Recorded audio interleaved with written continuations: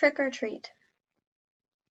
August said he wasn't feeling well enough to go trick-or-treating later in the afternoon, which was sad for him because I know how much he loved trick-or-treat, especially after it got dark outside. Even though I was well beyond the trick-or-treating stage myself, I usually threw on a mask or something to accompany him up and down the blocks, watching him knocking on people's doors, giddy with excitement. I knew it was the one night a year where he could truly be like every other kid. No one knew he was different under the mask. To August, that must have felt amazing. At 7 o'clock that night, I knocked on his door.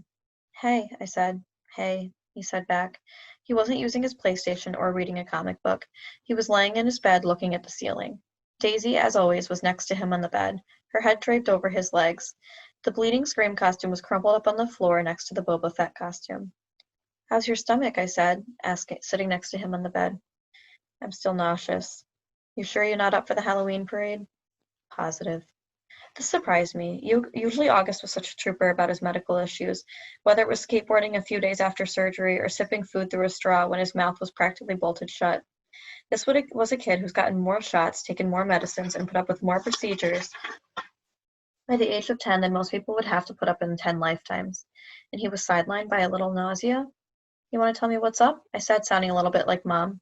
"No." "Is it school?" "Yes." "Teachers, homework, friends?" He didn't answer. "Did someone say something?" I asked.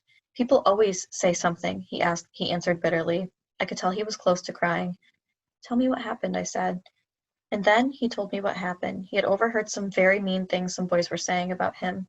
He didn't care what the other boys said, except that one of the boys that hurt his feelings was his best friend, Jack Will. I remember him mentioning Jack a couple times over the past few months. I remembered Mom and Dad saying he seemed like a really nice kid, saying they were glad August had already made a friend like that. "Sometimes kids are stupid," I said, holding his hand. I'm sure he didn't mean it. "Then why would he say it? He's been pretending to be my friend all along. Tushman probably bribed him with good grades or something. I bet he was like, 'Hey, Jack, if you make friends with the freak, you won't have to take any tests this year.' You know that's not true, and please don't call yourself a freak. Whatever, I wish I'd never gone to school in the first place. But I thought you were liking it." "I hate it!" He was hangry all of a sudden, punching his pillow. "I hate it, I hate it, I hate it!" He was shrieking at the top of his lungs. I didn't say anything. I didn't know what to say. He was hurt and he was mad. I let him have a few more minutes of his fury. Daisy started licking the tears off his face. "Come on, Augie," I said, patting his head. "Why don't you put on your Jango Fett costume?" "It's a Boba Fett costume. Why does everyone mix that up?" "Boba Fett costume," I said, trying to stay calm. I put my arm around his shoulders. "Let's just go to the parade, okay?" "If I go to the parade, Mom will think I'm feeling better and make me go to school tomorrow." "Mom would never make you go to school," I answered. "Come on, Augie, let's go. It'll be fun, I promise. And I'll let you have all my candy." He didn't argue. He got out of bed and slowly started pulling on his Boba Fett costume. I helped him adjust the straps and tighten the belt, and by the time he put his helmet on, I could tell he was feeling better.